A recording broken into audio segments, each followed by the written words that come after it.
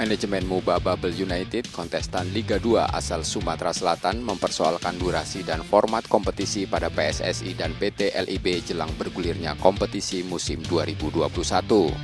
MBU menilai durasi kompetisi yang akan digelar berkaitan dengan kontrak pemain kontestan Liga. Karena untuk musim ini, kontrak pemain MBU selama 10 bulan. Namun jika tak lolos fase lanjutan, sisa kontrak akan kosong sementara klub tetap harus membayar gaji pemainnya. Nah, nanti di sana ada durasi kontrak yang sia-sia.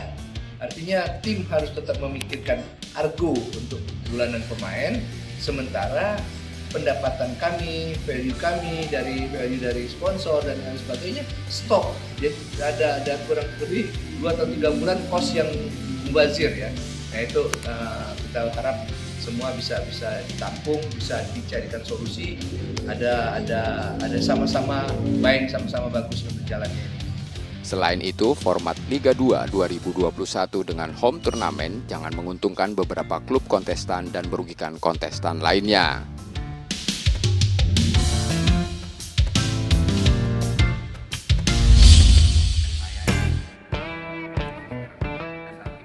Hari terakhir sosialisasi percepatan pembangunan sepak bola nasional yang digelar Menpora dan PSSI di Surabaya menghadirkan selebritis Raffi Ahmad. Kehadiran Raffi untuk membantu pengurus Asprof dan Askot atau Askap di Jawa Timur guna mengelola klub, memadukan sepak bola, dan hiburan. Raffi Ahmad yang baru saja mengakuisisi klub Liga 2 Rans Cilegon FC ini mengajak pelaku sepak bola untuk mengembangkan pesepak bola nasional. Selain pembinaan usia dini, saatnya sepak bola memanfaatkan dunia digital. Sepak bola yang dikemas menarik dengan adanya sisi hiburan akan menambah minat penonton dan sponsor. Ya mungkin pelan-pelan seperti saya kemarin sudah mengajak Atta Halilintar bergabung, ada Gading Martin juga. Tapi kan ini pelan-pelan dan sepak bola ini memang kita buka untuk bisa berkolaborasi dengan siapa saja. Bukan hanya artis saja, tetapi dari pengusaha daerah, siapapun itu kita sangat bisa mengajak mereka juga, itu sih. Tapi pelan-pelan seperti yang tadi Pak Menpora katakan, yang penting kita jaga kepercayaan masyarakat karena sepak bola ini kan milik masyarakat juga. Karena sepak bola kita mulai dipercaya oleh masyarakat, mulai ada trust dari publik kita terhadap sepak bola kita. Nah ini yang saya pesan betul kepada federasi, kepada teman-teman di PSSI, ini harus dijaga, ini harus menjaga. Kalau sepak bola ini bergulir, maka industrinya akan hidup. Bukan hanya merchandising, tetapi berbagai hal akan muncul. Ada inovasi-inovasi sekarang ini di era digital.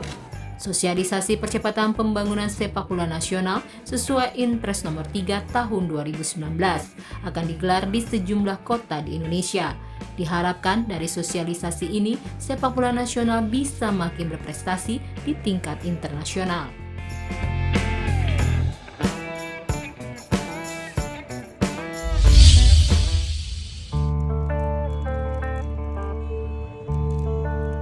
Menjelang bergulirnya Liga 1, PSM Makassar kedatangan 2 pemain baru. Mereka mantan pemain Barito Putra Ilham Udin Armain dan mantan pemain Persipura Jayapura Friska Womsiwor. Keduanya bahkan sudah berlatih bersama tim dalam latihan yang dipimpin langsung pelatih Samsudin Batola. Sejumlah pemain yang membela PSM di Piala Menpora juga sudah kembali ikut berlatih, seperti Abdul Rahman, Sutanto Tan, dan Yance Sayuri. Bagi Friska Womsimor, dirinya merasa bangga bisa bergabung dengan PSM. Apalagi dari sisi karakter bermain, PSM dikatakan mempunyai kemiripan dengan tim dahulunya Persipura Jayapura. Kemarin saya rasa PSM punya karakter beda, hampir bukan beda tapi hampir sama kayak kita di bawah. Karakternya keras, nggak tunggu langsung keras. Jadi saya kemarin saya mulai main dengan teman-teman yang tentu udah kenal kan. Saya mulai main dengan mereka, bahwa saya udah mulai kayak rasa pas karakter saya kayaknya udah balik karakter keras. Jadi saya situ kayaknya kalau main di sini mungkin bisa kembali ke forma, mungkin bisa sama-sama kita membawa untuk angkat nama PSM lagi lebih baik di tahun ini. Sebelumnya, di latihan perdana PSM beberapa waktu lalu, sebanyak 28 pemain mengikuti latihan, termasuk sang maestro asal Belanda Willem Jan Pruim yang sempat absen di Piala Menpora. PSM Makassar masih akan terus melakukan pemburuan pemain, baik asing maupun pelatih asing, mengingat pelatih Samsudin Batola terkendala dengan regulasi yang mewajibkan pelatih harus berlisensi A Pro AFC.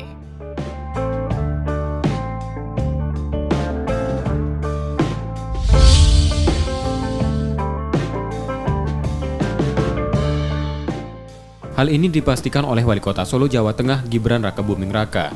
Stadion Manahan akan digunakan sebagai venue turnamen Piala Wali Kota. Dan 8 klub yang memastikan ikut adalah Bali United, Arema FC, Persib Bandung, dan Bayangkara FC dari Liga 1. Sementara Liga 2 akan diwakili Rans United, Dewa United FC, PSG Pati, dan tuan rumah Persis Solo. Menurut Wali Kota, turnamen akan berlangsung pada tanggal 21 hingga 26 Juni mendatang.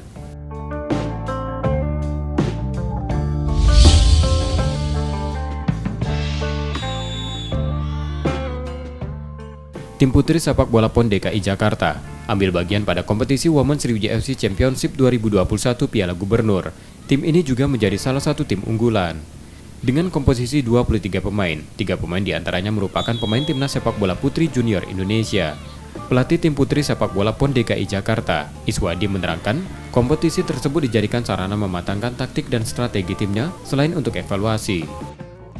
Alhamdulillah sejauh ini sudah cukup lumayan ya. Kita pelan-pelan. Di sini pun kita lagi masih bawa 23 pemain seharusnya ya. Cuma posisinya kita nanti kan ke Papua itu cuma 20 pemain. Itu aja. Masih ada pengurangan. Kita Agustus sudah harus ready 20 pemain. Gitu. Jadi ini makanya kita masih rolling terus. Kalau makanya ada turnamen ini diundang, saya terima kasih sama Sriwijaya ini buat kita coba. Dari 2 laga yang sudah dilakoni, tim putri sepak bola PON DKI raih kemenangan saat mengalahkan Trisula FC 5-0 dan Wardah 1-0.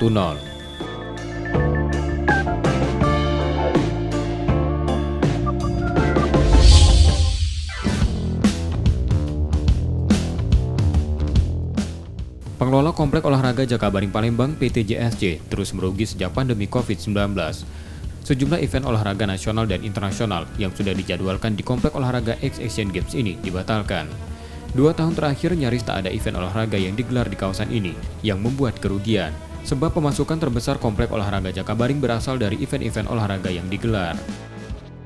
Kalau satu event saja, katakan kayak Popdah ya. Popdah itu kan diikutin oleh kurang lebih 2.000 atlet ya dari pelajar seluruh daerah. Kalau semuanya bermalam di sini kali sekitar 7 hari, kurang lebih 4 miliar satu event.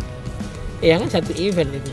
Nah, apalagi kalau beberapa event, tinggal kita kalikan harinya. Apalagi event yang besar kayak Popnas, itu kan eventnya besar, atletnya jumlahnya lebih banyak dan jumlah cabur yang dipertandingkan lebih banyak, artinya akan tinggal di area Jakabaring lebih lama. Nah, artinya itu kan revenue juga akan lebih tinggi. Nah, ini potensial revenue seperti itu akan menjadi hilang semuanya, dan ini memberatkan kita. Agenda olahraga yang akhirnya batal digelar di JSC diantaranya Popda, Popnas, Peparnas, Kejurnas Bowling Nasional, dan Kejurnas Triathlon Internasional.